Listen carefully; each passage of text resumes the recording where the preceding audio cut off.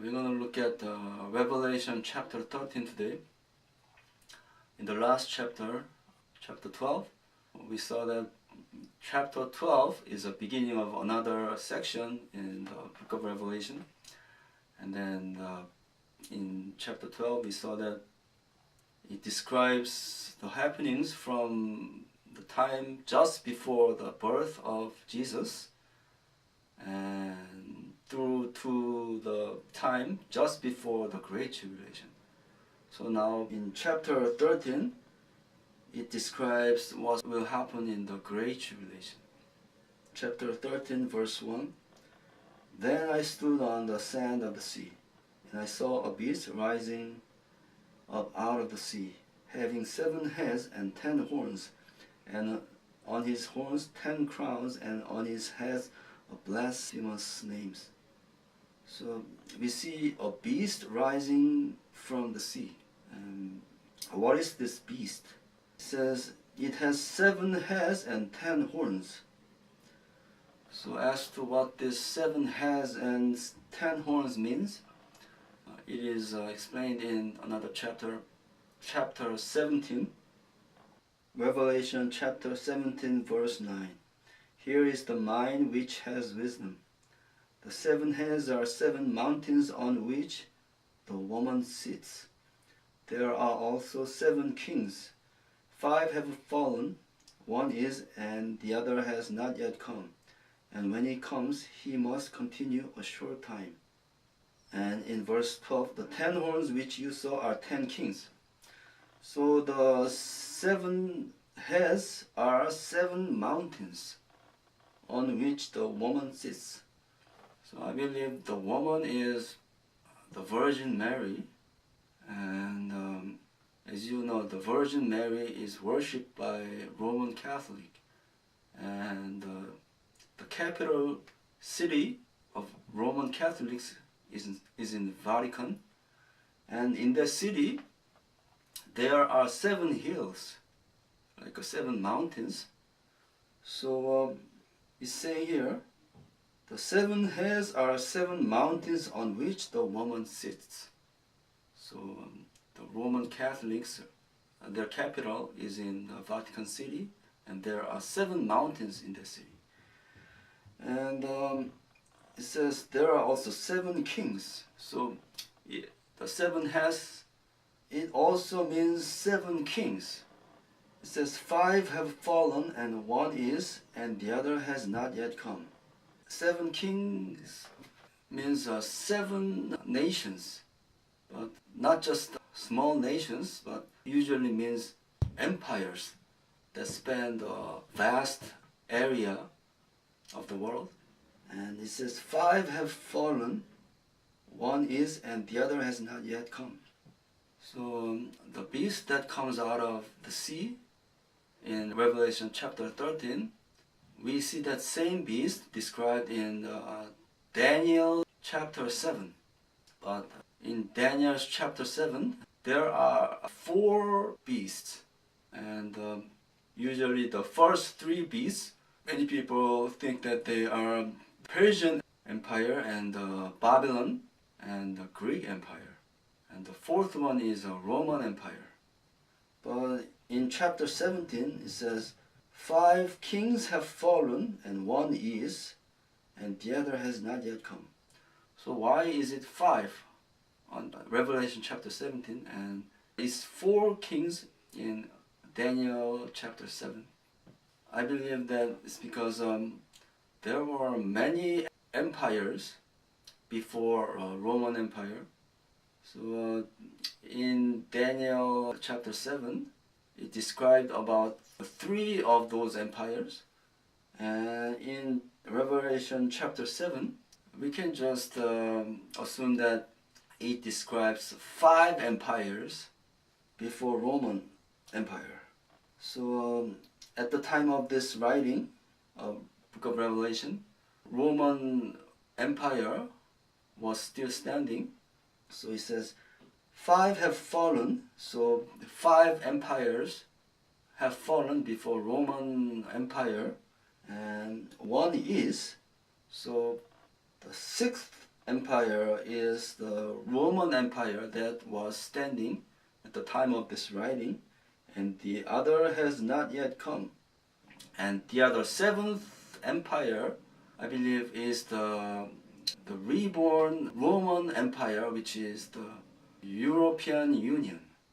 So just like Roman Empire, which spanned all of Europe, and it was mostly influenced by Roman Catholic, and the Roman Pope was like a king of all of Europe.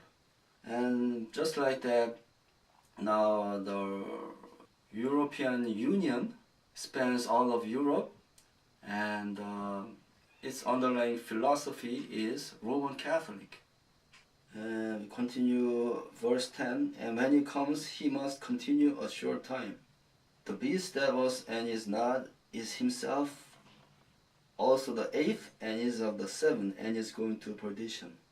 So the seventh is the European Union and Roman Catholic, and the eighth is, I believe, this entire world that will be worshipping the Antichrist, because the Antichrist will rule all the world.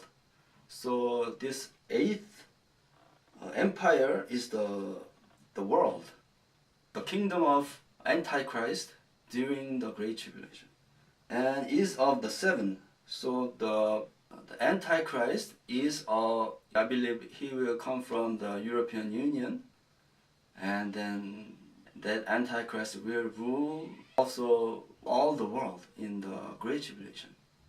And the 10 horns which you saw are 10 kings, so who have received no kingdom yet, but they receive authority for 1 hour as kings with the beast. So I believe this 10 kings is the 10 nations within the European Union. Now, when the membership of European Union multiplied beyond the number of 10, many people thought, oh, then European Union is not the 10 horns.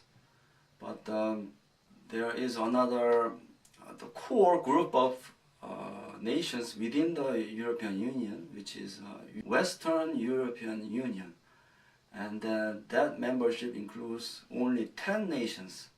So I believe this 10 kings symbolizes that 10 nations. So largely the 10 kings also symbolizes European Union.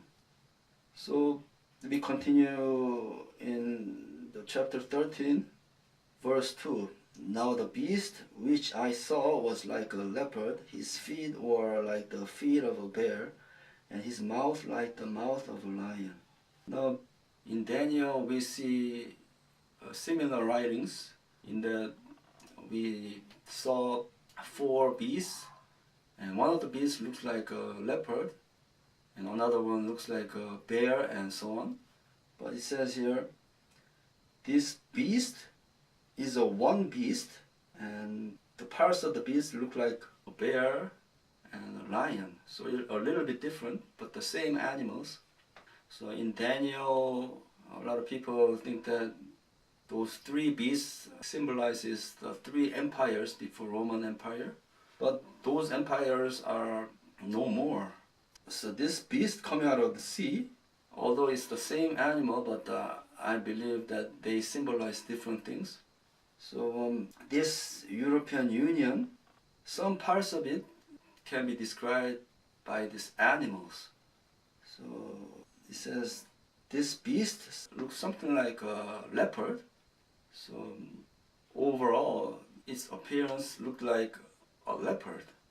But I don't think this leopard symbolizes any particular nations, but his feet were like the feet of a bear. Now, Russia is not the part of European Union now, but eventually Russia will join in, and eventually all the world will worship the Antichrist. So his feet were like the feet of a bear. Now everybody knows the expression, the Russian bear. And his mouth like the mouth of a lion. Usually the Great Britain is symbolized by lion. As you know, it says mouth of a lion. So the mouth is something that speaks, and we know that the official language of the world is English. So it has a mouth of a lion. So this is one of the hints I think the Bible is trying to give us. And continue in verse 12. The dragon gave him his power, his throne, and great authority. The dragon is Satan, and this beast is the Antichrist.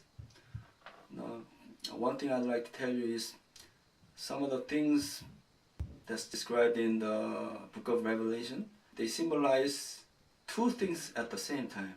Like the harlot in the chapter 13 and 18, it symbolizes something, and it also symbolizes the city.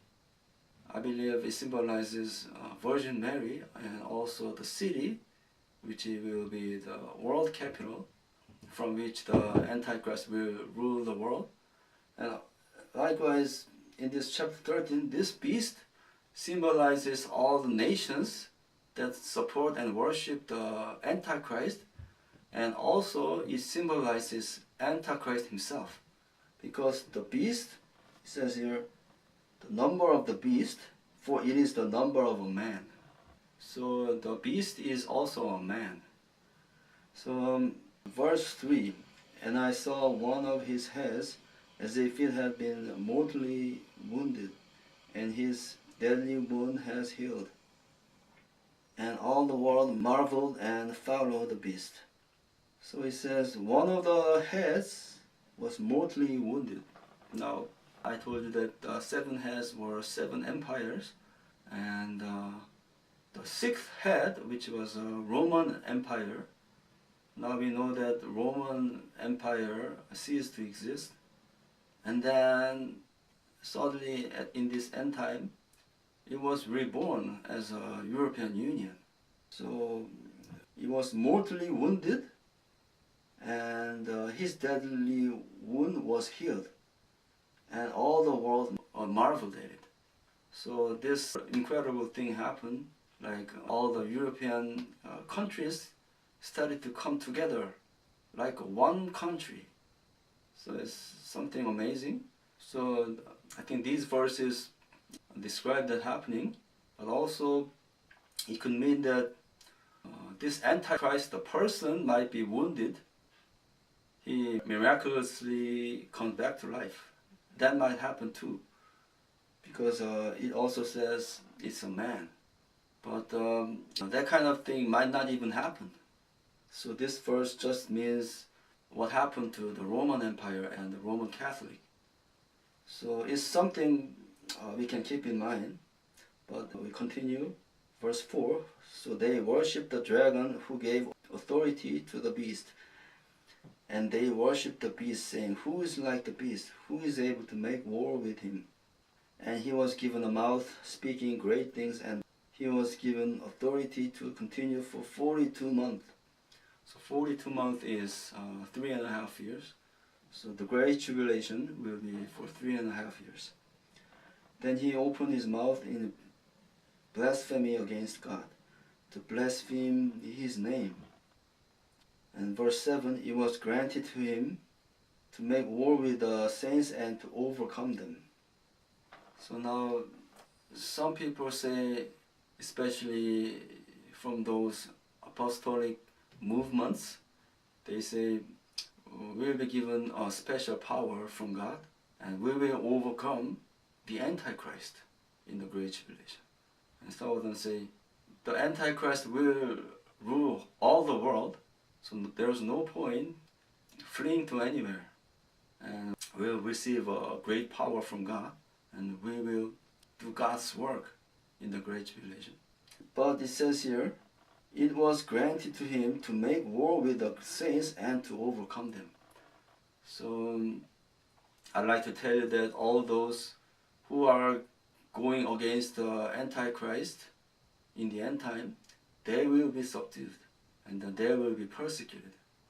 And Verse 7, and authority was given him over every tribe, tongue, and nation. So he will rule all the world. All who dwell on the earth will worship him, whose names have not been written in the book of life of the Lamb slain from the foundation of the world. If anyone has an ear, let him hear. He who leads into captivity shall go into captivity. He who kills with a sword must be killed with a sword. Here is the patience and the faith of the saints. So what he's saying is, in the Great Tribulation, people will lead a lot of people into captivity, and they will kill many Christians with a sword.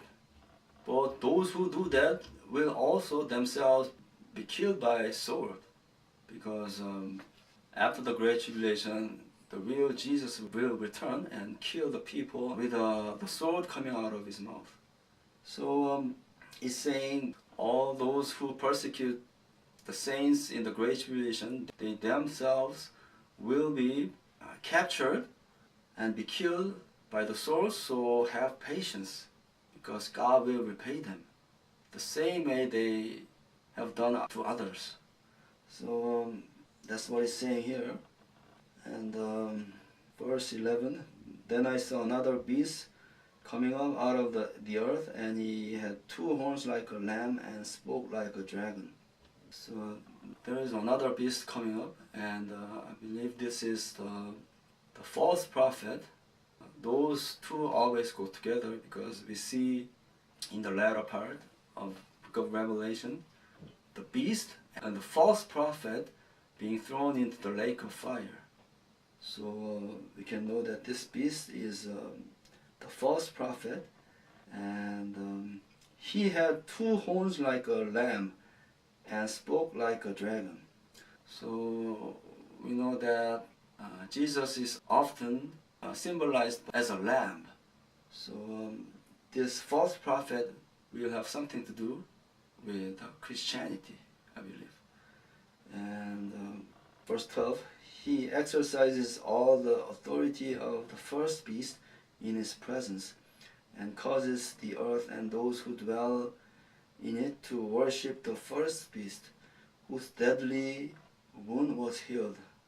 He performs great signs, so that he even makes fire come down from heaven on the earth in the sight of men. So I think this false prophet, maybe a leader of Christianity, will make everybody worship the Antichrist. And he will even make fire come down from the sky. And he deceives those who dwell on the earth by those signs. And verse 14, and he deceives those who dwell on the earth by those signs which he was granted to do in the sight of the beast, telling those who dwell on the earth to make an image to the beast, who was wounded by the sword and lived. He was granted power to give breath to the image of the beast, that the image of the beast should both speak and cause as many as would not worship the image of the beast to be killed. So the false prophet will make an image of the beast. So what is this image? Now the Antichrist will say he is Jesus, because Jesus will, when he returns, he will rule all the world in the 1,000-year kingdom. So before that, the Antichrist will be granted to rule all the world, and he will say he's Jesus. So what is the image that symbolizes Jesus? Now we know that that image symbolizing Jesus is the cross. Now what other image is there that symbolizes Jesus? So in the Great Tribulation, the false prophet will make this cross, and he will put this cross in all the churches, and he will force everyone to worship the cross. But those things are happening already. Now the Christians, they worship the cross in songs too, and in music videos. They worship God, but the music video, they show the image of the cross. And if you search it in the internet, worship cross, then you will see all the images popping up, showing the Christians worshiping the cross. And I believe that he will make the cross even speak. So through some kind of supernatural power, the Antichrist will make the cross to talk, like Jesus talking through the cross. So those things will happen, I believe. And 16, he causes all, both small and great, rich and poor, free and slave, to receive a mark on their right hand or on their foreheads, and that no one may buy or sell except one who has the mark or the name of the beast, or the number of his name. Here is a wisdom. Let him who has understanding calculate the number of the beast, for it is the number of a man. His number is 666.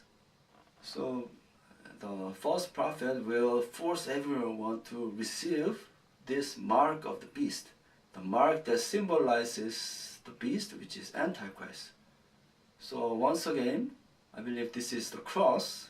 So what will happen is the false prophet will force everyone to receive the cross tattoos on their foreheads or on the hand. And I think that cross tattoo will have some kind of chip functionality, so that if you don't have it, just like credit cards you have or debit cards, you won't be able to buy the groceries or anything you want to buy. So that's how the Antichrist will control all the people in the world. And if you think about it, if you just put the chip inside of your body, then it's hard to distinguish the Antichrist worshippers on the streets. So you will want to easily distinguish the Antichrist worshippers on the streets. So I believe they will put cross tattoos on the foreheads or the hands, so that they can easily see they have the mark. So I think that's what will happen in the Great Tribulation. And it says the mark is the number of the beast or the number of his name. So just like the debit cards with the numbers, in the number, the first few numbers usually is a financial institution. And just like that, I think in the mark, the first few numbers will symbolize the number of the Antichrist. So the number of the Antichrist will be followed by the number of the financial institutions and the personal identification number. So it says here, the mark of the beast is the number of the Antichrist, or the number of his name. And its number is 666. So I believe that Antichrist, his name can be converted to a number, and that number is 666, and that number will be in that chip. But that number might not even be 666, because if that number is 666, everyone will be alarmed by the number. So it could be some number, but we know that the number in the chip of that mark of the beast will be some kind of a number of a man. So this chapter 13 describes the Antichrist and the false prophet and what will happen in the Great Tribulation.